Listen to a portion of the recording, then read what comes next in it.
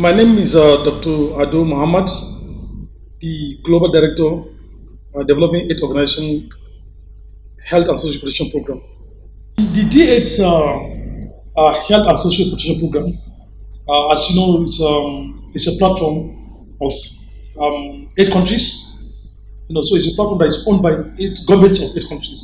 And our mandate is cut across, the whole 8 countries, with a combined population of about 1.5 billion people. That is about 1.5 billion people. So that is our the population coverage, of D8 HSP.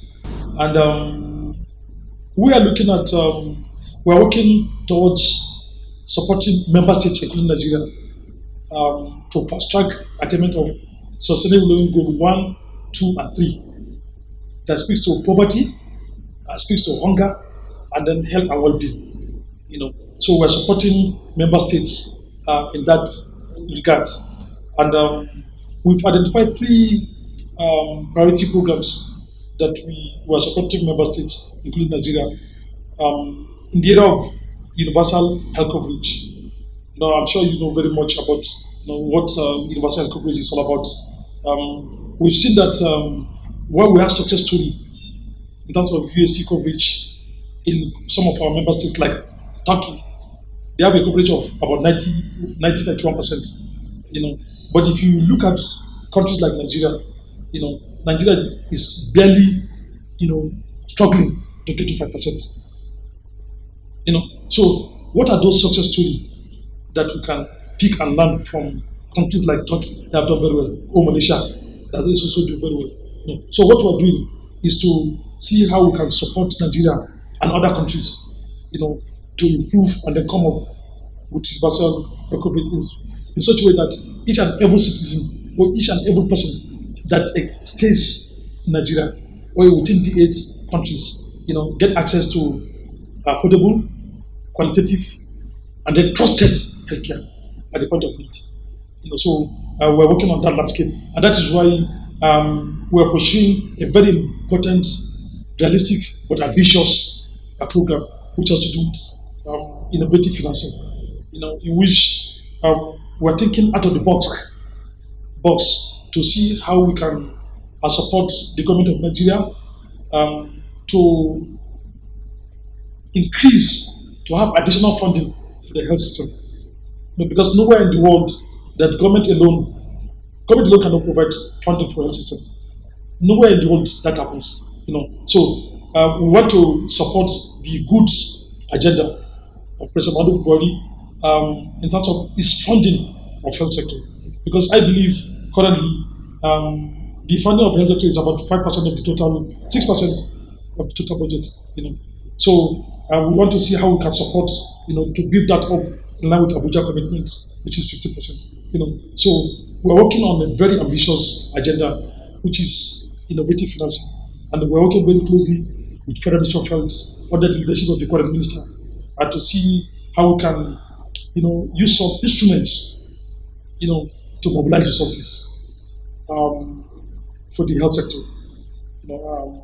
We're in discussion with the Executive Secretary of National Health Insurance Scheme too, so that at that aspect, which is the demand component of USC, which is about innovative financing, which is, we are working towards making that happen. So that is one priority program that we've identified, and then we are working on. The second priority program has to do with health trade in health. I'm sure you will agree with me that over the years, that health is being viewed as a drag on the economy. People see health as just an expenditure. Nobody sees health as an investment. Nobody sees health as a contributor to the economy. Every time you are discussing health is budget, expenditure, inflow. So we want to change the narrative, and we're doing very well in that regard, in such a way that health will be seen as a net contributor to the economy, so that as you discuss trade in crude oil. You discuss, solid mineral exploration. You also include that health, in terms of commodities, in terms of active pharmaceutical ingredients. So we are working now towards, making sure that health is a major contributor to the economy. Let me give you an example. There is a product called kaolin. It's being used in pharmaceutical industry very well, and in Nigeria, it's being used all over the world. It's being used, but unfortunately, That's the food shop. pardon? That's the food shop. It's called kaolin. Kaolin is a white. Unfortunately, we don't have that refined pharmaceutical product. We can't refine it into a pharmaceutical compliant version in country. It's not been done. So our pharmaceutical industry import it. So we carried out a study with across the 8 countries, and we discovered that a member country, which is Indonesia, imports, because Indonesia is a major manufacturer of drug for the world. They import it from China, and they import worth $460 million annually. There is, as their The pharmaceutically. yes, compliant. exactly, the pharmaceutical compliant kaolin. Now we are in discussion between government of Nigeria, and we are brokering and facilitating, and then we're also discussion with the pharmaceutical industry in Nigeria to support the government of Nigeria to be able to start exploring kaolin and then refining it to be pharmaceutically compliant, so that such products will be exported to Indonesia, to Malaysia, and other countries. And we estimate that by the time we're done with that, Nigeria should be able to export at least about $450 million of kaolin annually to only Indonesia. Is there an estimated quantity of cow in Nigeria deposit? What you have huge deposits in Bauchi, huge deposits in Niger State, huge deposits in Katsina State, and then Plateau. They are all over, and these are untapped. Even when they are tapped, they have not been converted into, the active pharmaceutical products compliant company that we use for factories in terms of manufacturing drugs and other consumables. So we want to. So you can see it's important that we convert, the narrative about health being viewed as an economic drag, as an investment, and there's a lot of money in it.